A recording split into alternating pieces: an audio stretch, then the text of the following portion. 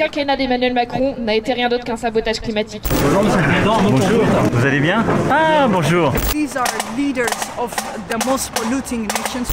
Pour Brut, on est à la COP26 à Glasgow, c'est le sommet climatique le plus important depuis la COP21 et on va vous raconter notre première journée. Là on est en train d'entrer dans la Blue Zone. La zone bleue c'est le cœur de la COP, c'est là où se passent toutes les négociations et où il y a les délégations de tous les pays. La salle qui est juste derrière ce poste de sécurité, juste là, c'est la grande salle plénière où tous les chefs d'État et de gouvernement font leur grand discours. Welcome to COP. Welcome to Glasgow. Every day we delay, the cost of inaction increases. 1.5 is what we need to survive. 2 degrees, yes, SG, is a death sentence. Aujourd'hui, malgré l'accord de Paris, les engagements des États ne permettent pas encore de limiter le réchauffement climatique sous 1,5 degré. Ils mènent pour l'instant à un réchauffement à 2,7 degrés et ça, pour les scientifiques, les ONG, c'est beaucoup trop et ce serait catastrophique.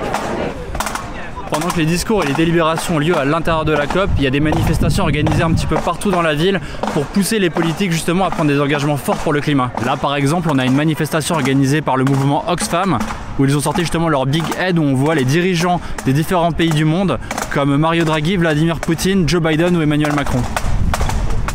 Ce sont les leaders des pays du G20 qui représentent aujourd'hui 80% des émissions de gaz à effet de serre dans le monde. We're asking these leaders to take the climate crisis serious, to reduce emissions so that they can reduce the impact of the climate crisis on vulnerable communities. These leaders are blowing hot air and we have had enough of hot air, we have had enough of empty promises. What we want is serious action. On vient de retrouver un groupe d'activistes qui s'apprête à faire une grosse action. Yeah, you can bring the banner here. En fait là on est juste devant le bâtiment de la COP et là en fait il y a une action d'activistes qui dénonce l'inaction climatique d'Emmanuel Macron selon leurs mots. Les portraits que vous voyez ici, c'est des portraits que des citoyens et des citoyennes ont réquisitionnés absolument partout en France en laissant sur les murs des mairies un vide qui est le vide symbolique de ces politiques climatiques et sociales. Avec Modi, avec Bolsonaro, au fond, on sait ce à quoi on doit s'attendre. L'obstacle principal, c'est le double discours. Et Macron, il incarne ça à la perfection, c'est son fameux en même temps. Et donc, il peut d'un côté faire des beaux discours dans les arènes internationales qui font qu'il a une image de leader de l'action climatique au niveau mondial, et de l'autre, faire tout ce que Marie a décrit, qui est l'exact inverse de ce qu'il y a dans ses discours. Là on est à l'intérieur de la COP, il y a la délégation française qui vient d'arriver avec Emmanuel Macron. On va essayer d'aller lui poser des questions. Bonjour Monsieur le Président. Bonjour. Vous allez bien? Ah bonjour. On va continuer de se battre. Bonjour. Ce matin, je vous demandais justement si vous respectez les accords de Paris.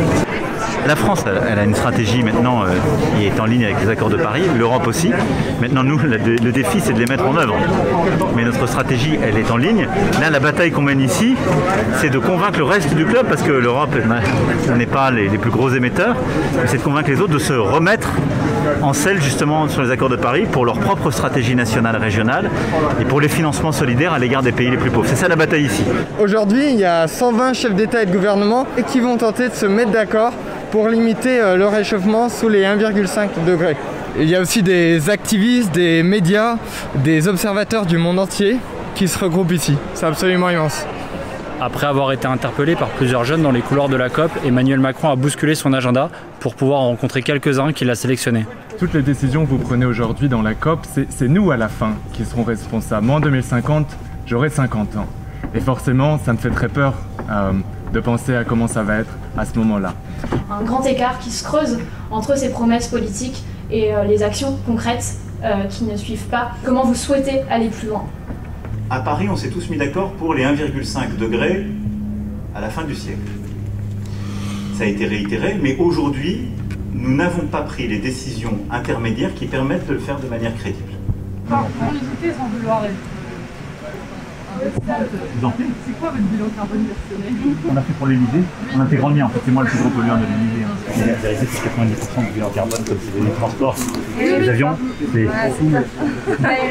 C'est la première. Il faut souligner qu'en effet, la France par rapport à d'autres pays a plutôt une position de bon élève, mais c'est en grande partie à cause du nucléaire et on ne peut pas se reposer là-dessus aujourd'hui pour agir. En dehors des chefs d'État, il y avait une autre personne particulièrement attendue aujourd'hui, c'est Greta Thunberg. Elle n'a pas donné de discours officiel, mais elle s'est exprimée lors d'une manifestation organisée à Festival Park devant des jeunes militants. In inside COP, there are just politicians and people in power pretending to take our future seriously, pretending to take the present seriously of the people who are being affected already today by the climate crisis. Change is not going to come from inside there. That is not leadership. This is leadership. Yeah! This is what leadership looks like. What do we want? When do we want it?